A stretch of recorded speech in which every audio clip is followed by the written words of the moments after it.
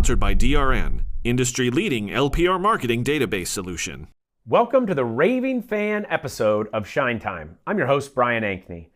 Today, our guest is Noel Peña from Digital Recognition Network. Welcome back, Noel. We're happy to have you back in Akron, Ohio at Babcock's Intergalactic headquarters. Glad to be back. It's always exciting times here. Yeah. Thank you for coming in. I'd like to talk about raving fans. You know, every business in America wants to have raving fans. What can a car wash owner do to find customers and convert them into raving fans? So they tell their friends, they tell their family, you got to try out this car wash. Sure. Evangelist, right? Everyone wants them. Apple was notorious for having the greatest evangelist, and probably why I became a Apple user for many years, and no offense to anyone that doesn't like Apple. But they did a great job of tying in this unified message to a product, to a community. And I think from a car wash perspective, it's really the same thing. It's really having that community bond and communication with an audience that resonates together. Well, I don't think you offended anybody with Apple. That's probably one of the least offensive things that we might say today. Great. But we'll get back to the topic at hand. You know, to create these raving fans or these evangelists, you know, how much do you have to know about your customer in order to communicate with them in a way that will convert them into the evangelist?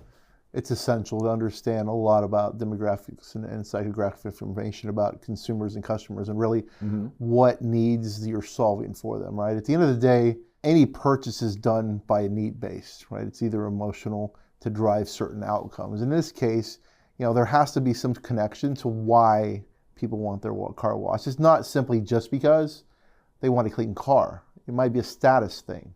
It might be some other important aspect to them. And that's the piece of communication that needs to be clear to that consumer. You know, I mean, can you give me a couple examples of that? You know, like when you talk about the whys. I mean, I guess having a clean car or having a status symbol. Maybe just quickly, if you just share a couple more whys.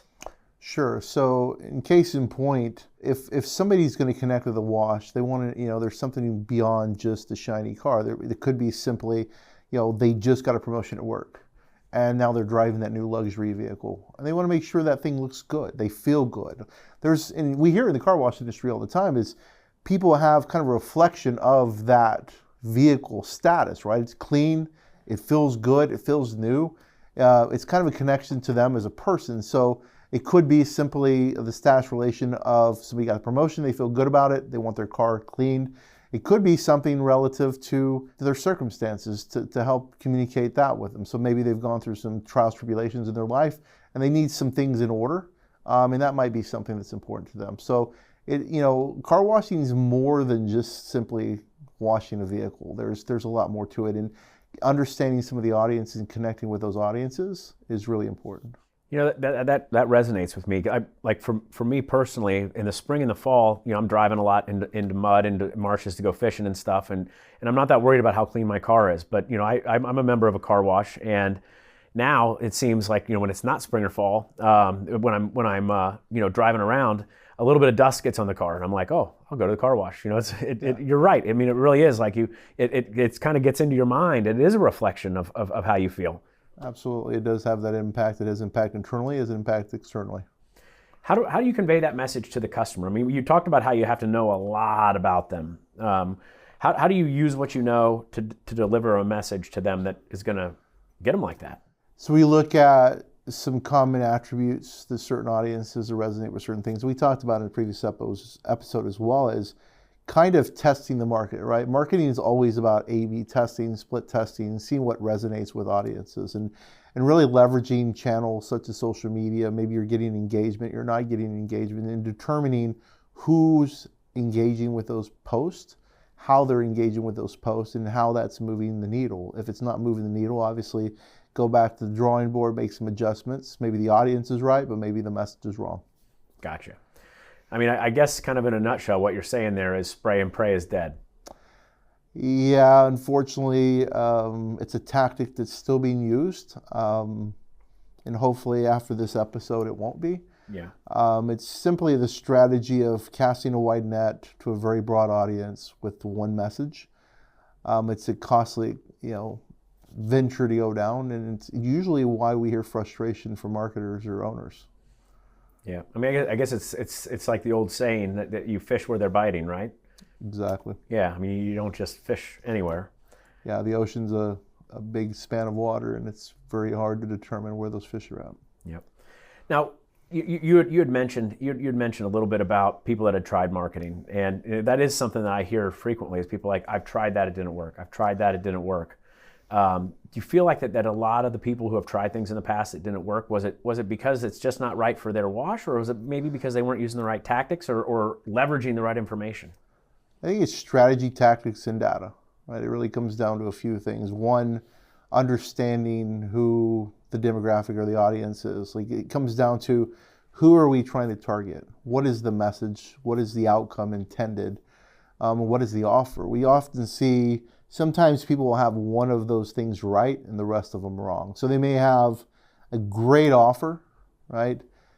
But they miss the mark on the messaging or the audience, or vice versa, right? Sometimes they'll have the audience right, but the offer is terrible because they didn't really understand and communicate clearly to that audience. So it's really aligning those things, leveraging data, insight, and of course testing. Talk to me about the data. How, Sure. I feel like just about everybody in marketing, can come up. We've all made an ad where we're like, boy, that's a great message. My offer is not that strong. I've got a great offer. My message isn't that strong. And there's ways you can share that with other people and kind of dial that in. The one thing that you can't do is you can't fake data, and you can't ask your friends and your colleagues, how to get good data. Let's talk about data. Yeah. Where does it come from? What are we looking for? What do we need to be successful? Sure. In the case of what we offer in license plate recognition data, what we're looking to do is capture unique data sets that's relevant to that particular car wash, right? So there's data sets everywhere, and unfortunately they're everywhere.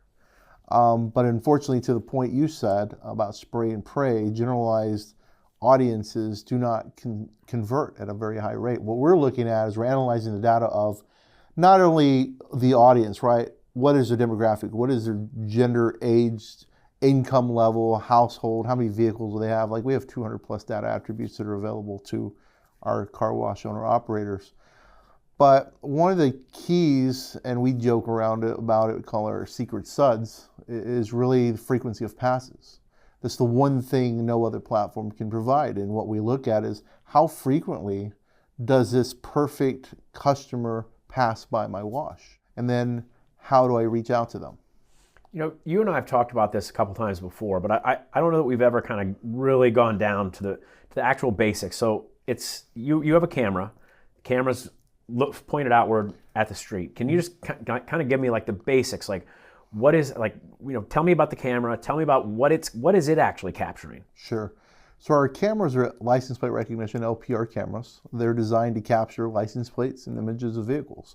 And what essentially they do is they snapshot the reflective material on the license plate. So we capture that information, and then we in turn reverse that into the actual VIN, which identifies the vehicle itself.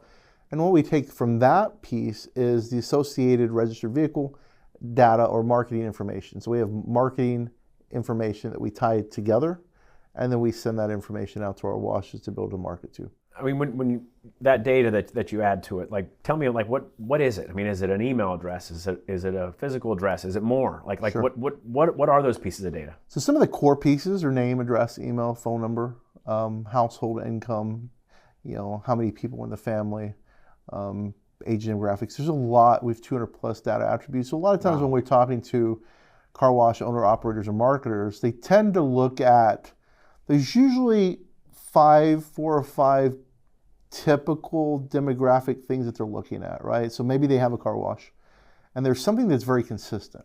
Maybe you and I are members of the car wash, and on paper, we look very similar, right? We look very similar as far as like age group, income level, et cetera, et cetera.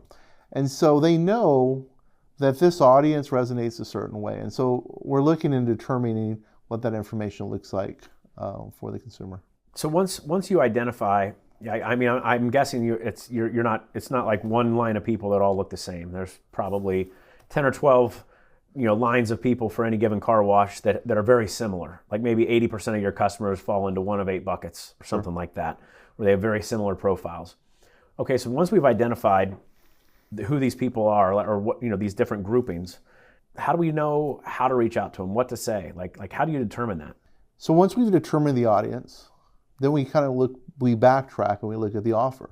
Mm-hmm. What type of offer would communicate clearly to that audience, right? So if we're looking, let's just case in point, we've got college students that may be looking for a discount, whereas we have someone that has multiple vehicles that's looking for a family promotion, or we have somebody that's eco-friendly, looking for some of that language in the communication that comes from the wash. So lots of information, but breaking people down in things, and to your point, to buckets, so we can communicate clearly to them rather than the spray and pray method. Like, there should be something that means something to those people that gets them involved, engaged.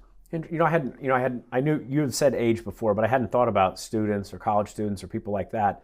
I mean, maybe the offer to them, because maybe they don't want to or can't afford to have a monthly subscription, but maybe they can afford to buy 3 get 1 free. Or, I mean, is that what you're talking about? Kind of really sending them a message as I guess precise as that to each of these groups? Yeah, message to market match is important. It's essential because if I have an audience, right? We talked about, let's just use the college student again, and they can't afford that monthly subscription, but they can certainly take advantage of some promotional information, maybe the buy 3 get 1 free, or a discounted code for students, etc. That's meaningful to them, mm-hmm. right? That type of buyer needs that, because if I send them, the premium package discount, $10 off my premium package discount, that's $40 a month, that means nothing to me as a college student. Yeah. Right? Absolutely nothing. $30 buys a lot of beer. Absolutely. But that same premium package discount to my luxury car owner or to my family who's interested in their vehicles, that might make sense for them. Interesting. So you're basically creating a message for each of these groups that's unique, and you're sending, so like the college student's not going to get the luxury message. The luxury message is not going to, it's not going to get the college student message. Yeah. So you're literally tailoring a separate campaign and I guess set of correspondences to each of these people based upon who they are and what they're most likely to respond to. Yeah, and driving them to the channels that they engage with. Tell me a little bit more about that. Sure. So each of those demographics or each of those groups we talked about engages differently, right? Mm-hmm. So some on social, some via email, some direct mail.